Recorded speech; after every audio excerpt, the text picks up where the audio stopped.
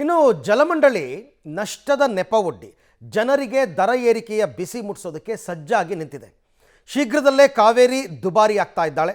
ಆದರೆ ಸರ್ಕಾರಿ ಇಲಾಖೆ BBMPಯಿಂದ ಮಾತ್ರ ಕೋಟಿ ಕೋಟಿ ಬಿಲ್ಲನ್ನು ಬಾಕಿ ಉಳಿಸ್ಕೊಂಡಿದೆ. ಅಲ್ಲಿ ವಸೂಲಿ ಮಾಡೋಕ್ಕಾಗ್ತಿಲ್ಲ, ಜನರ ಮೇಲೆ ಬರೆ ಎಳಿತಾ ಇದ್ದಾರೆ. ಹೆಂಗಿದು ನ್ಯಾಯ ಅಂತ ಪ್ರಶ್ನೆ ನೋಡಿ.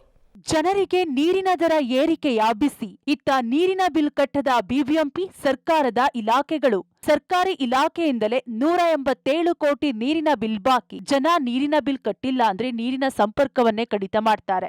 ಆದ್ರೆ ಜಲಮಂಡಳಿಗೆ ಸರ್ಕಾರಿ ಇಲಾಖೆಗಳು BBMP ಕೋಟಿ ಕೋಟಿ ನೀರಿನ ಬಿಲ್ ಬಾಕಿ ಉಳಿಸಿಕೊಂಡಿದೆ. BBMP ಕೇಂದ್ರ ಇಲಾಖೆಯ ಕಚೇರಿಗಳು, ಶಿಕ್ಷಣ ಇಲಾಖೆ, ಅರಣ್ಯ ಇಲಾಖೆ, ಆರೋಗ್ಯ ಇಲಾಖೆ, ತೋಟಗಾರಿಕಾ ಇಲಾಖೆ, ವೈದ್ಯಕೀಯ ಶಿಕ್ಷಣ ಇಲಾಖೆ, ಪೊಲೀಸ್ ಇಲಾಖೆ, ಪಶು ಸಂಗೋಪನೆ ಇಲಾಖೆಯಿಂದ ಲಕ್ಷ ದುಡ್ಡು ಬರಬೇಕಿದೆ. ಒಟ್ಟು 187 ಕೋಟಿ ದುಡ್ಡು ಬಾಕಿ ಇದೆ.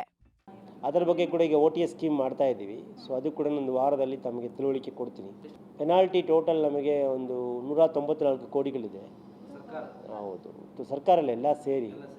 ಸೊ ಅದರ ಬಗ್ಗೆ ಕೂಡ ನಾನು ತಮಗೆ ಸಂಪೂರ್ಣ ಮಾಹಿತಿಯನ್ನು ಇನ್ನೊಂದು ಸಂದರ್ಭದಲ್ಲಿ ಕೊಡ್ತೀನಿ. ನೀರಿನ ಬಿಲ್ ಬಾಕಿ ಉಳಿಸಿಕೊಂಡ ಇಲಾಖೆಗಳಿಗೆ ನೋಟಿಸ್ ನೀಡಲಾಗಿದೆ. ಅಲ್ಲದೆ OTS ಆಪ್ಷನ್ ಕೊಟ್ಟು ಏಕಕಾಲಕ್ಕೆ ಬಡ್ಡಿ ಇಲ್ಲದೆ ದುಡ್ಡು ಕಟ್ಟುವ ಆಫರ್ ಕೂಡ ನೀಡಲಾಗಿದೆ ಅಂತ ಜಲಮಂಡಳಿ ಅಧ್ಯಕ್ಷರು ಹೇಳಿದ್ದಾರೆ. ಆಲ್ರೆಡಿ ನೋಟಿಸ್ ಇಶ್ಯೂ ಮಾಡಿದ್ದೇವೆ. ಈಗ OTS ಸ್ಕೀಮ್ ಮಾಡ್ತಾ ಇದ್ದೀವಿ, ಒನ್ ಟೈಮ್ ಸೆಟಲ್ಮೆಂಟ್ ಸ್ಕೀಮ್ ಮಾಡ್ತಾ ಇದ್ದೀವಿ.